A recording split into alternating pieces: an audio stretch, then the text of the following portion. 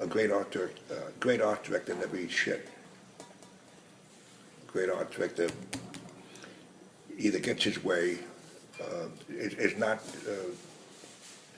doesn't let anybody force him into doing bad work. And a good art director will cave in. If you work at an agency, he'll cave in 6 times a week. But maybe 3 times he won't, and he'll get something good. I see. Yeah, yeah. And so, The great art director has courage. I mean, with equal talent. right. You know, because with equal talent, if you're not courageous, you can be cautious or you can be creative, but you can't be a cautious creative. And I tell these people who I think have talent, I say, what the hell, you know, you're doing shit. He said, yeah, but you should see, I got a creative director this, and I got a client, those clients are all stupid, but I do great work. Well, bullshit. You know, bullshit. I do great work, but clients are stupid. Convince the clients, talk them into it, Right. explain it to them. However you do, if you have to bullshit them. Do anything you can to get a job done right. So that's the difference between great and good. You know, good ain't great. Good ain't near great. It's 1,000 miles away from great. You know. Great. But you gotta have balls. You know. What do you think of compromise? You know, in the design profession, you know, is it? Got the wrong guy.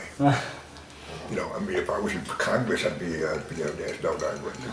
No, I understand being partisan and getting compromise and getting things done, you know, in Congress, etc. No, people say, gee, when I gave in, the client wanted the logo bigger, and he wanted this, or he wanted that. He wanted me to change the headline, and it's not that bad. Huh? No, I wanted the way he did it. You know, guys got to give me a hell of a reason to change something. You know, nah, the wrong no. Compromise when you're an art director. No. Right. Yeah, but people say you can't live your life that way. That's what I do. It's great. Because I have to. Right. Because people around you are trying to change what you do all the time. They're out to get you. The motherfucker, they're out to get you. Paranoid. You ought to be paranoid too if people out to get you. You know, the minute you're an art director and you're designing and you're doing stuff, you'd be surprised who comes after you. You say, I don't know, that's a little too edgy, you know, I don't know that. People around you. What do you say to them?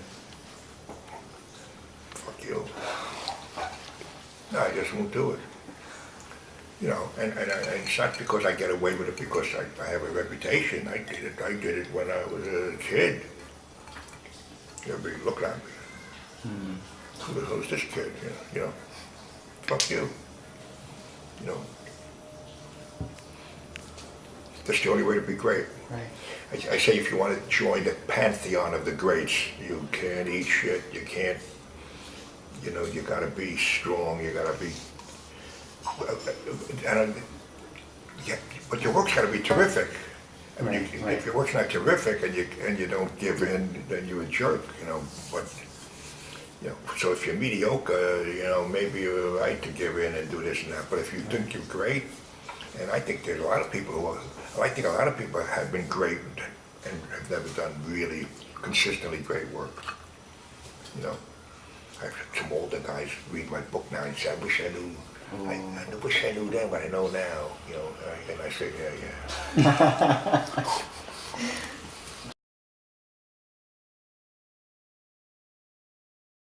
It's not a surprise.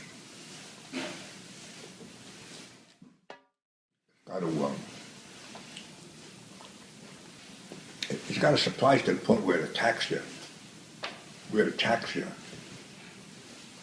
Viscerally. And you got to react to it. You got to look at it and say, wow.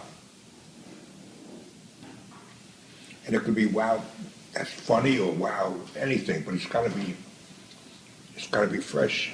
It's got to be surprising. It's like like advertising. Any advertising has to be surprising, innovative, shocking.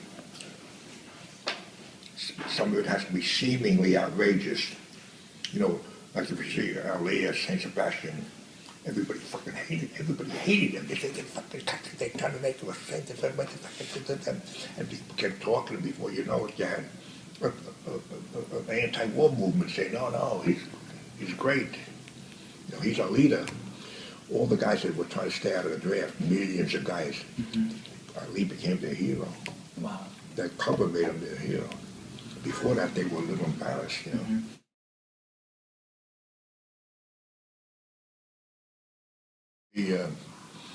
You shouldn't be cocky, you should be cocksure. You know what I mean?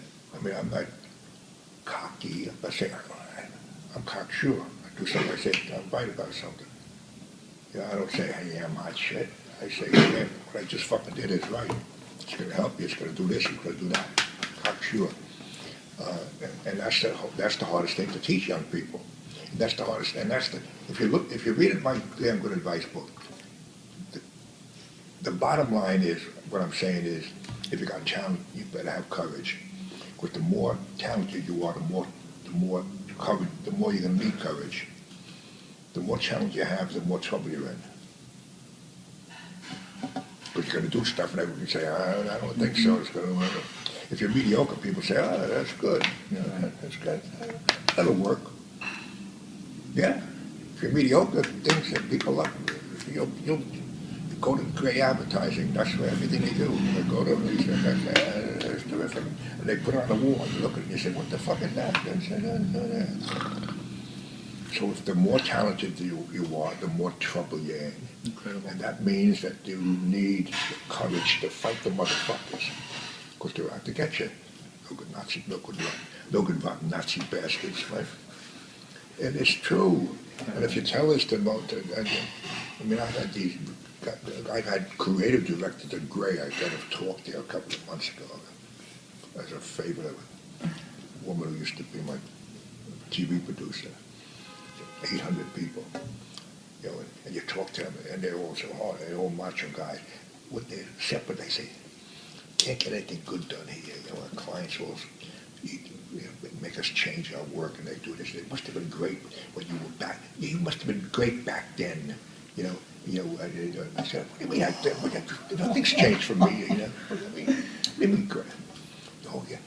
So they acting like they're hot shit creative directors. Meanwhile, they say to me, can't get anything good done because of those fucking clients. Yeah.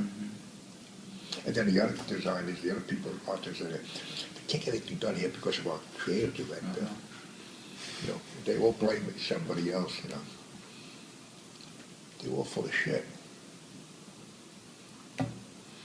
So, yeah, but you know what? You gotta make a living. Yeah, I know. I mean, you gotta make a living. You know how many clients I've through? I have an ad agency. You know, and there's people dependent on me for their jobs. I have an ad agency, and I throw $6 million, $8 million account out the door. They don't really go to the shop. They don't get another shop. Ain't nobody getting fired. We're going to get back an $8 million or $4 million accounts in the next couple of months. Okay, everybody calm down. I had to do it because of this and this and this. Because they think they want us to do this and this. Fuck them. Right? They say, they cheer you. But I've had people making cheering me because I threw an account down. Because they knew we were wrestling with them. Right. And they said, and everybody said, like, fuck them. You know? Right. But you got to have balls. Right. And you can't say, well, you know, I got 4 kids, I got 3 kids, got to eat some shit. It doesn't taste that bad. Right. That's what they tell you, basically. It doesn't taste that bad. You know, if you eat some shit, just drink some, a Pepsi after it, it'll taste better. You know, they literally say it. You know.